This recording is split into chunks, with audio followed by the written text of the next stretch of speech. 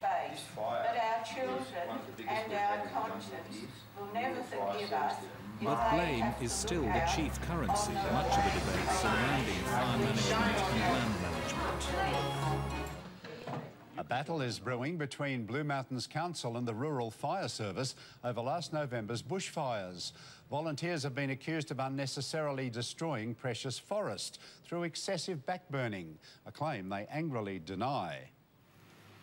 Blue Mountains firefighters call it the save of the century, how backburning halted November's Gross Valley fires in their tracks. But last night, unhappy volunteers watched as Blue Mountains councillors questioned whether they'd sacrificed too much bush. And I know I'm getting a lot of aggro from you people there, but I can cope with that.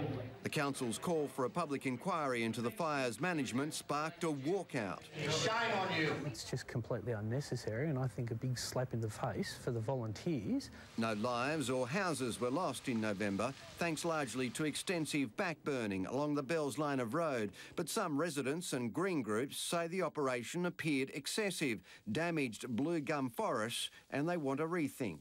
Working out how to protect our bushland better, as well as life and property.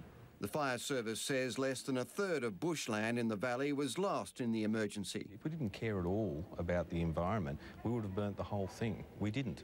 The Rural Fire Service says, given the same circumstances, it would do exactly the same thing again. It's furious. Volunteers are being criticised now, with the current fire season still far from over.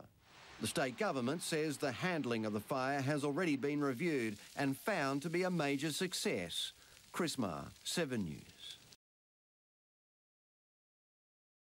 The local council in the Blue Mountains has angered volunteers who saved hundreds of homes from bushfires last month.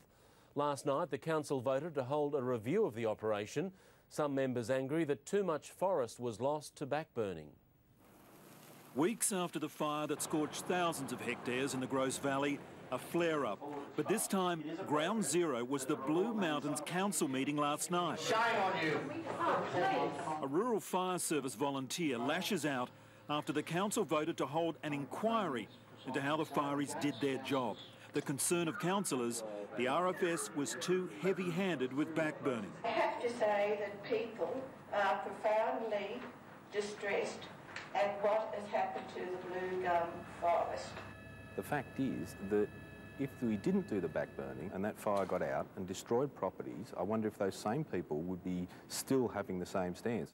The volunteers say a review of their firefighting is an insult, considering not a single property was lost. It's just completely unnecessary, and I think a big slap in the face for the volunteers who give up their time, commit their expertise and professionalism to what was an absolutely outstanding result in that recent fire. More than a few RFS volunteers believe this is all about politics and that the council is just using the fire as a chance to have a go at Commissioner Phil Koperberg, who's standing as the Labor candidate for the area at the next state election.